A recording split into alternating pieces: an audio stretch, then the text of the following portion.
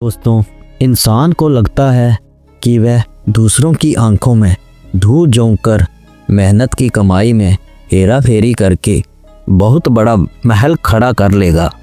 वह सोचता है कि सीमेंट में रेत मिलाना या किसी गरीब की मजदूरी काटना उसकी चालाकी है, पर वह यह भूल जाता है कि जिस इमारत की बुनियाद बेईमानी पर रखी गई हो वह भले ही बाहर से आलीशान दिखे, लेकिन ऊपर वाले के एक झटके को बर्दाश्त नहीं कर पाती। दोस्तों, आज की कहानी ठेकेदार खन्ना की है, जिसने दूसरों के घरों में जहर घोला, पर उसका हिसाब उसके अपने ही घर से शुरू हुआ। ठेकेदार खन्ना शहर का एक जाना माना नाम था, पर उसकी सच्चाई सिर्फ उसके मजदूर जानते थे। वह सरकारी पुलों और मकानों के निर्माण में सबसे घटिया दर्जे का सामान इस्तेमाल करता था और बचा हुआ पैसा अपनी जेब में डाल लेता था। उसके यहाँ एक बूढ़ा मजदूर काका काम करता था।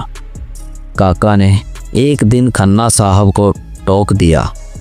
काका ने डरते हुए कहा, साहब, इस दीवार में सीमेंट बहुत कम है।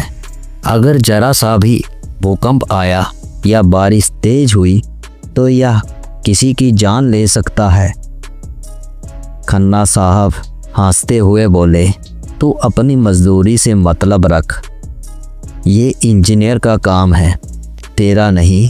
और सुन, आज की दिहाड़ी में से 100 रुपये काट लूँगा, तूने काम धीमा किया है। फिर काका खामोश हो गया। उसकी बीमार पत्नी के लिए उसे वो पैसे चाहिए थे, पर खन्ना ने उसकी मजबूरी का फ़ायदा उठाया। काका ने भारी मन से काम किया और जाते वक्त सिर्फ इतना कहा, साहब, गरीब का पसीना सूखने से पहले उसकी मजदूरी मिल जानी चाहिए।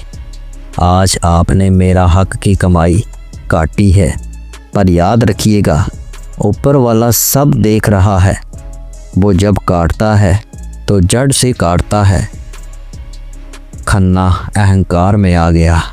उसने कहा, जा जा, अपनी नसीहत अपने पास रख। दोस्तों, फिर कुछ साल बीत गए।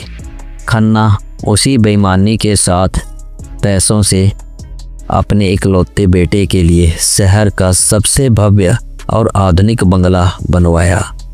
वह बंगला उसकी शान का प्रतीक था। बंगले के उद्घाटन की रात थी। तेज बारिश हो रही थी और तूफान चल रहा था। खन्ना अपने मेहमानों को बंगले की खूबसूरती दिखा रहा था। उसका बेटा ऊपर की मंजिल पर अपने दोस्तों के साथ पार्टी कर रहा था। फिर अचानक एक जोरदार धमाका हुआ। जिस दीवार को लेकर काका ने चेतावनी दी थी, ठीक वैसी ही एक कमज़ोर दीवार खन्ना के अपने ही बंगले में ऊपर के हिस्से में ढह गई। वह दीवार सीधे खन्ना के बेटे के ऊपर गिरी। चीख पुकार मच गई। खन्ना बदहास होकर भागा। मलबे के नीचे उसका बेटा दबा हुआ था। खन्ना चिल्लाते हुए गया, बचाओ बचाओ, कोई मेरे बेटे को बचाओ, मैंने सबसे अच्छे इंजीनियर लगाए थे, ये दीवार कैसे गिर गई। फिर अस्पताल में खन्ना का बेटा जिंदगी और मौत के बीच झूल रहा था। डॉक्टर ने बाहर आकर कहा, दीवार गिरने से इसकी रीढ़ की हड्डी टूट गई है, ये अब कभी अपने पैरों पर खड़ा नहीं हो पाएगा। दीवार के मटेरियल में बहुत बड़ी मिलावट थी। खन्ना साहब, खन्ना के पैरों तले ज़मीन खिसक गई। उसे काका की वो बात याद आई, वो जब काटता है तो जड़ से काटता है। उसे एहसास हुआ कि उसने दूसरों के घरों में जो रेत मिलाई थी, आज उसी रेत ने उसके अपने घर की खुशियों को दफन कर दिया था। उसने करोड़ों कमाए थे, पर अपने बेटे की एक मुस्कान वापस नहीं ला सकता था। दोस्तों, ऊपर वाले का हिसाब यहाँ पूरा हो चुका था। दोस्तों, बेईमानी की कमाई से आप दीवारें तो खड़ी कर सकते हैं, पर उन दीवारों के भीतर सुकून नहीं ला सकते। आप दूसरों के हक का जो भी छीनेंगे, कुदरत उसे किसी न किसी रूप में आपसे वापस ले लेगी, अक्सर उस चीज़ के रूप में जो आपको सबसे प्यारी है।